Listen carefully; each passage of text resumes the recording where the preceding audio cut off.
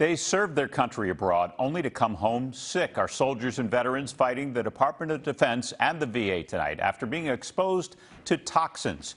Now they're celebrating a win, even as some are concerned their illnesses make them more vulnerable to COVID-19. I, at first, kind of panicked because I was like, okay, I already have lung disease. For Army National Guard veteran Cindy Amon, the coronavirus is especially scary. She has a rare lung disease she says was caused by exposure to toxins while she was serving in the Iraq War. They found stuff they just called brown gunk. They don't even know what it is.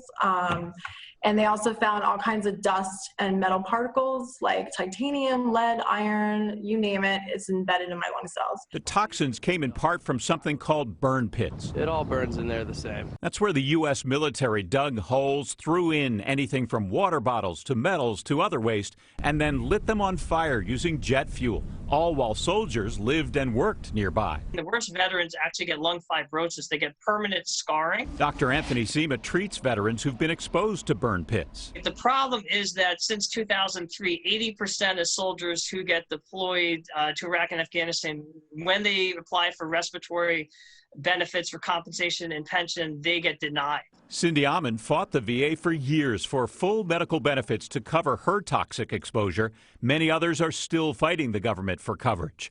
The VA and Department of Defense still don't fully publicly recognize the dangers of burn pits. But after about 10 years of advocating, the U.S. House of Representatives voted to make some changes. This is long overdue. It is what some call the Agent Orange of our generation. U.S. Congressman Raul Ruiz of California sponsored amendments to the National Defense Authorization Act that make the DoD report to Congress all studies the department is doing on the health effects of burn pits, mandate the DoD train its medical providers on the health effects, require questions be included about burn pit exposure in the soldiers' post-deployment health assessment, and add Egypt and Syria as deployment locations for soldiers who served there so they can now sign up in the VA's burn pit registry. Any amendments that help us get closer to our end goal is progress in itself. Rosie Torres runs the advocacy group Burn Pits 360. She sees this as a win, but says victory only comes when the VA recognizes burn pit exposure as a presumptive condition.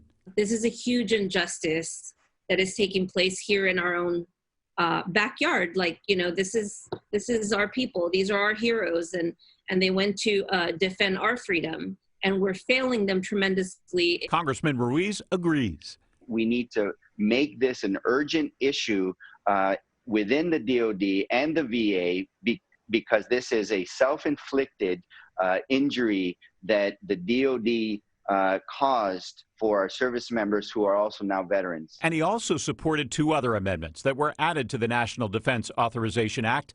One forces the DoD and the VA to ask COVID-19 positive soldiers and veterans if they've been exposed to burn pits. The other requires information from the burn pit registry to be shared with the military health program's COVID-19 registry. Veterans who have been exposed to burn pits and who have illnesses like lung diseases, cancers, autoimmune diseases are exactly the individuals who are at higher risk of dying or becoming severely ill from COVID-19. The VA tells NBC10 that it has matched COVID-19 cases with the almost 210,000 veterans on its burn pit registry. It found only 0.28% contracted the virus. I'm still scared. I mean, I think it's the unknown. If I get it, what's going to happen? Am I going to be able to fight it off? To Amon, burn pit exposure and COVID-19 have something in common. They don't even know enough about what we have, let alone, and they didn't know anything about COVID really. So, and to say that it affects, you know, people with underlying conditions, like the combination of the two is frightening. The VA says it encourages all veterans to take precautions against COVID-19, including social distancing and using those face coverings. But both the DoD and VA have said more research needs to be done on the effects of burn pit exposure. We reached out to the DoD for this story, but we have not heard back.